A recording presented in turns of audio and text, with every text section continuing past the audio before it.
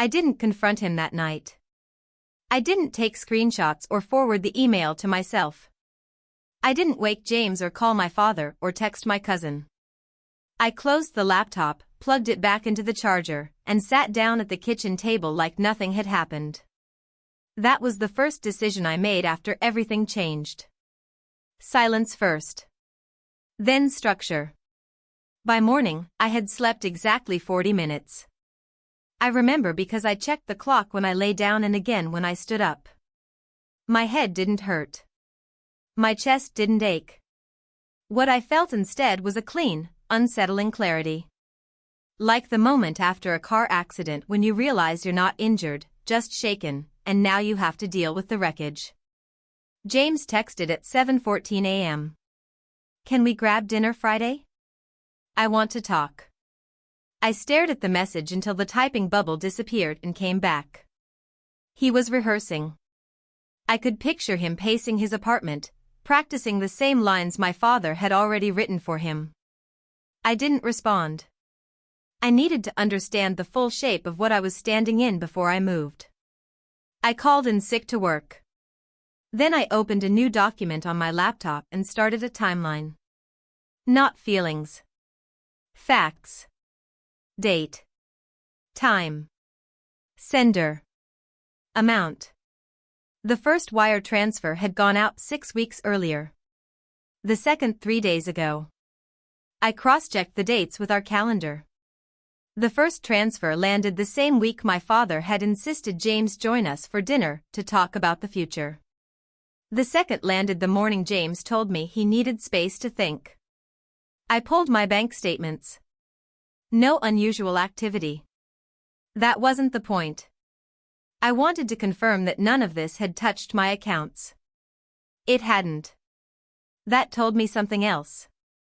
My father didn't want me involved financially. He wanted me removed cleanly. At 9:32 a.m., I called a family law attorney. I didn't explain the story. I asked procedural questions. What constitutes financial inducement to interfere with an engagement? What evidence matters? What timelines apply? She answered carefully, asked if I was recording. I said no. She suggested I consult a civil attorney if money changed hands. I thanked her and ended the call. At 10:11 a.m., I called my landlord. Asked about early termination clauses. At 10:27, I emailed HR asking about unpaid leave policies. At 11:03, I booked a consultation with an immigration and employment specialist for international placement. I already knew which firm. They'd been courting me for months. I had said no because I was getting married. At noon, James finally called. I watched it ring. I let it go to voicemail. He sounded relieved even leaving the message. "Hey, just wanted to check in. No rush. We'll talk Friday." Friday was 4 days away. I didn't plan to be here by then. That afternoon, I did one thing that surprised even me. I went through James's laptop again, slowly, methodically. I wasn't looking for more betrayal. I was looking for corroboration. Bank notifications. Calendar entries. Messages synced across devices.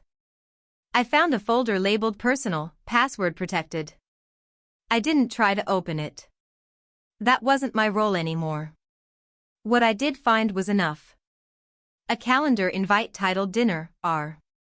The night matched my timeline. My father's initial.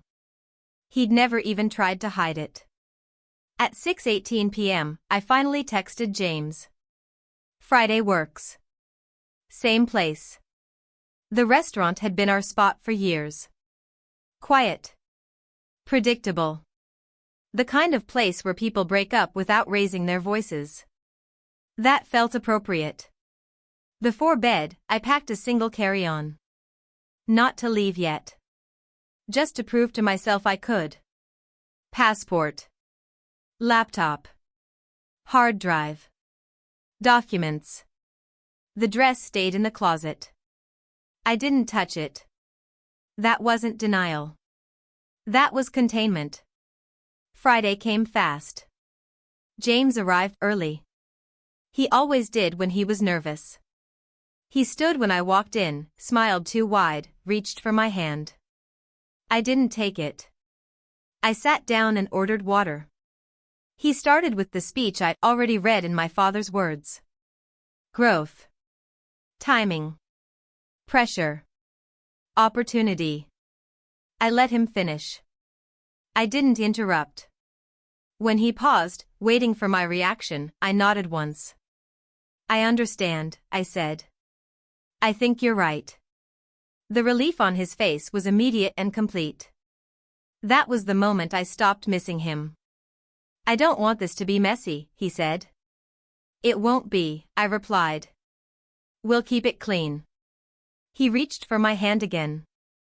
I moved mine to the table and placed my ring between us. Sell it, I said. Do whatever you need. He didn't argue. That told me everything I needed to know about the last 4 years. That night, I boarded a red-eye with a one-way ticket. I didn't tell my parents. I didn't tell my cousin. I sent one email to work. One to the firm overseas. Then I turned my phone off. As the plane lifted, I wasn't angry. I wasn't triumphant. I was focused. They thought the transaction ended the story. It didn't. It just started a longer ledger.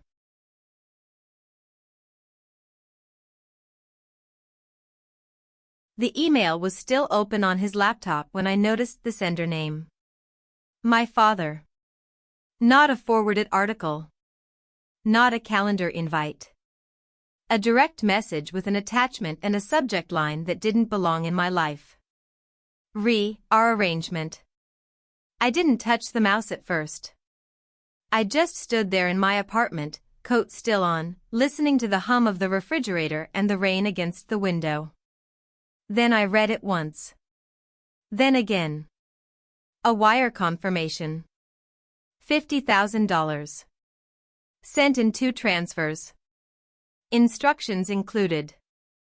End the engagement cleanly. Don't involve my daughter. What struck me wasn't the money. It was the certainty. The way my father wrote as if my future was a spreadsheet he'd already balanced. As if my consent was assumed. As if my silence was guaranteed. Behind me, my phone buzzed. A text from my fiancé asking if we could talk this weekend. I closed the laptop without replying and realized something important. They all believed I wouldn't see this coming. Singapore didn't feel like an escape. It felt like a filing cabinet slammed shut. Clean lines. Clear rules. No shared history. I landed at 6:40 a.m. local time, showered in the airport lounge, and walked into my first meeting 12 hours later with a contract already reviewed and marked. That was the rhythm I needed. Forward motion without commentary. The company was smaller than the firm I'd left, but sharper. Everyone knew why they were there. There was no pretending work was family. It was work. That suited me. My title came with authority and expectations, not sentiment. I learned quickly who kept records and who relied on memory. I aligned myself with the first group. On my second week, I opened a new account at a local bank. Individual.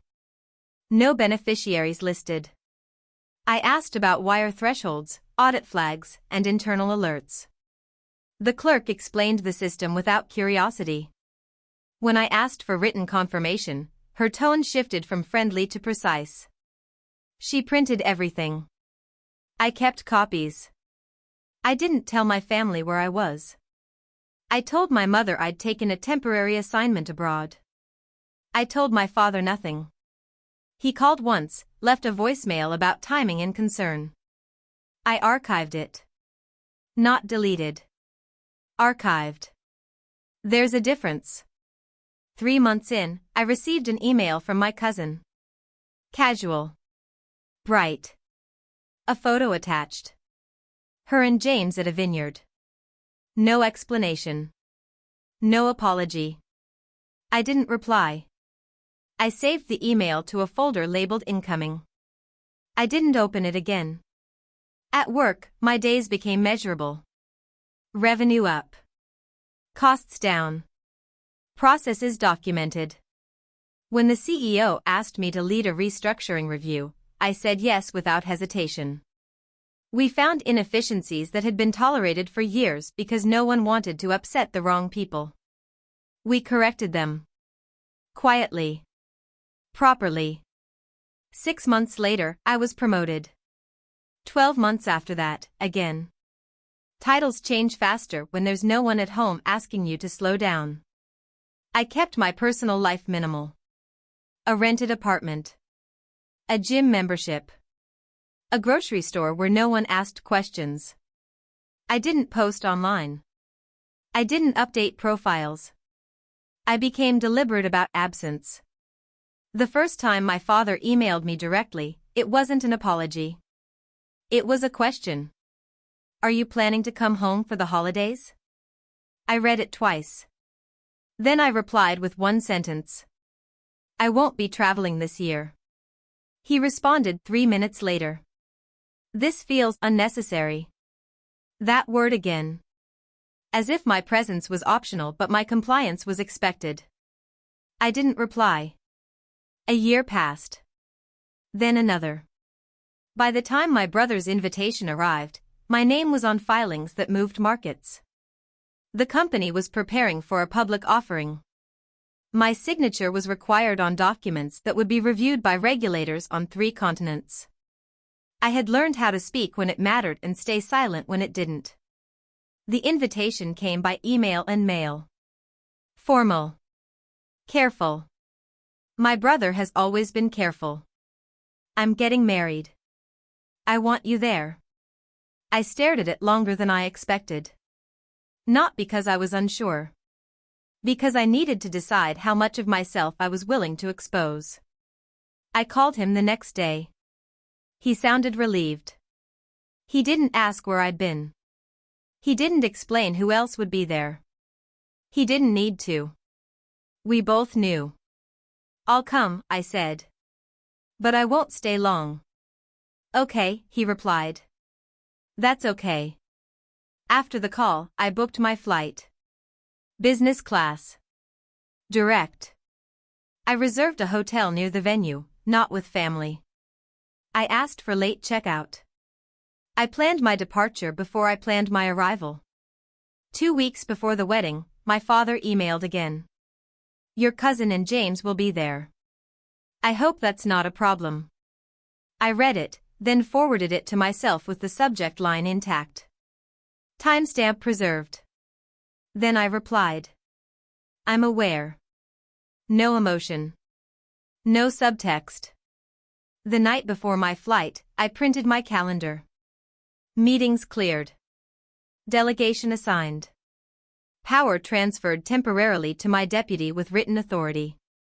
I don't leave loose ends. I never have. On the plane, I reviewed the old email one last time. The wire confirmation. The language. The certainty. I didn't feel anger anymore. I felt documentation settling into place. At the hotel, I ran into my mother in the lobby. She gasped, hugged me, cried. I let her. She asked questions.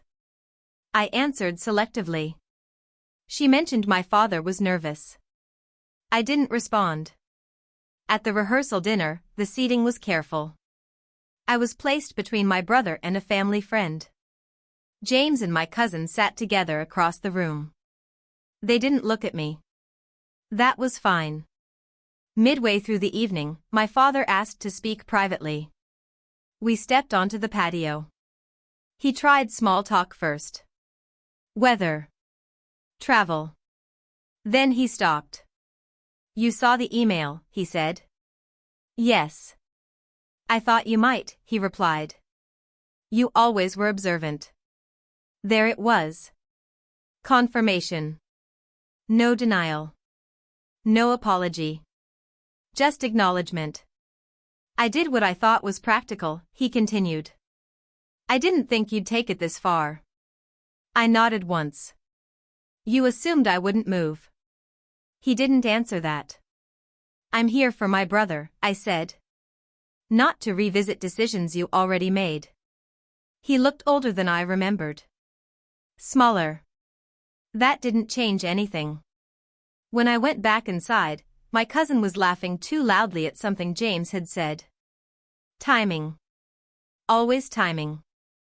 I took my seat and checked my phone. A message from my deputy confirming filings were complete. Systems running. No issues. The wedding would happen. Then I would leave. What my father still didn't understand was simple. I hadn't come back to resolve anything. I had come back to close a file. The wedding day moved the way formal events always do. Slowly, then all at once. Chairs aligned. Flowers adjusted. People rehearsing emotions they'd already decided to feel. I arrived 10 minutes before the ceremony, not early enough to be cornered, not late enough to draw attention. I sat on the aisle, 2 rows back. Clear sightlines. Easy exit. My cousin walked in on James's arm. They looked polished. Photogenic. The kind of couple that made sense on paper. I noted that James kept adjusting his cufflinks. A nervous habit he never broke. She smiled too widely. That was new. I watched them the way I watch balance sheets. Without attachment. Without hope. During the vows, my father sat rigid, hands clasped, eyes forward. My mother cried softly. My brother looked happy. That was the only thing that mattered. When the officiant pronounced them married, the room applauded. I joined in. Quietly. No one noticed. That was the point. At the reception, the seating chart worked exactly as intended. Distance without drama. I spoke to relatives I hadn't seen in years. They asked about work. I gave neutral answers. International finance sounds impressive without inviting questions. People nodded. Moved on. James approached me near the bar halfway through dinner. Alone. He looked thinner than I remembered. You look well, he said. So do you, I replied. Silence stretched. He was waiting for something. Accusation. Bitterness. Permission to explain. I didn't give him any of it. I hope everything works out, I said, and stepped away. That was the entirety of our conversation. It felt sufficient. Later, my father asked to dance. I accepted. Public spaces keep people careful. I didn't expect you to come back like this, he said quietly as we moved. Like what? Unbothered. I considered that. I came prepared. He nodded, as if that explained everything. I thought you'd be angry, he said. I thought you'd make a scene. Or disappear forever. You planned for both, I replied.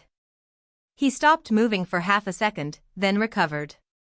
I made a decision, he said. I believed I was acting in everyone's best interest. You acted in what you thought was controllable, I said. Those aren't the same.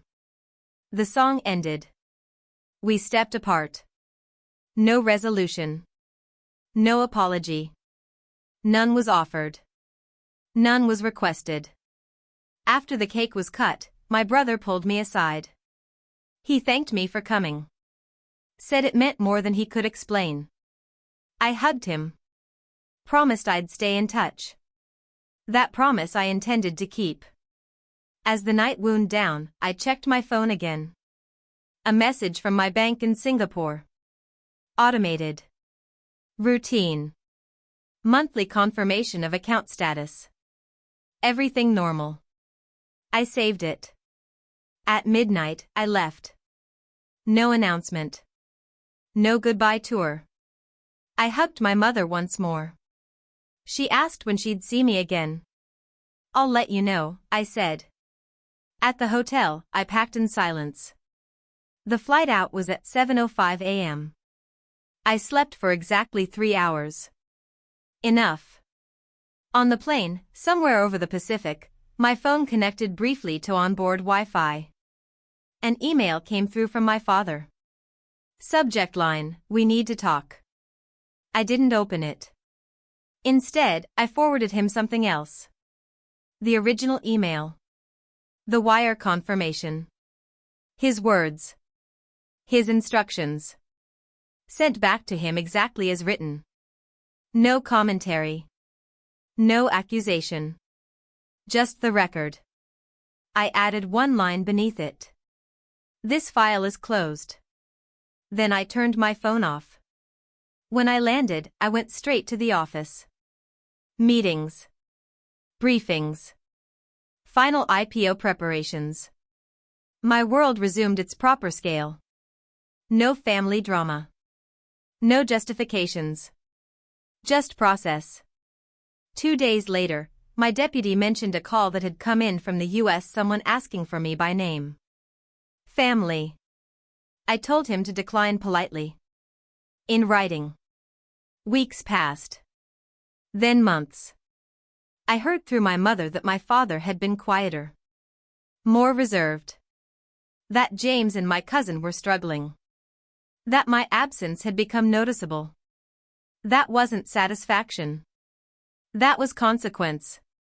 The company went public on a humid Thursday morning. I stood on the exchange floor and rang the bell with a steady hand. Cameras flashed. Applause followed. My name appeared on filings that would exist long after any wedding photos faded. That night, alone in my apartment, I opened the folder labeled Incoming. I moved one email into a new folder. Labeled Resolved. Everything else stayed where it was. Silence had done exactly what I needed it to do. Life after the IPO settled into something quieter than people imagine. Not easier. Just cleaner. The noise that used to come from other people's expectations disappeared once there was nothing left to negotiate. I kept my routines. Early mornings. Structured meetings. Written decisions. I stopped checking my personal email more than once a week. My father tried again, once. A formal letter this time. Printed. Signed. Mailed to my old address and forwarded by my mother. He wrote about regret. About intention. About family. He didn't deny what he'd done. He reframed it. I read it once and placed it back in the envelope. I didn't respond. That wasn't cruelty. That was consistency.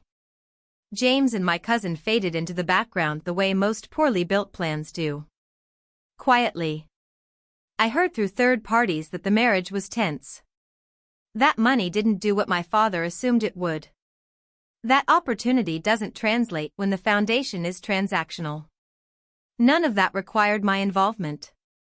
Systems correct themselves when left alone. My relationship with my brother remained intact. We spoke monthly.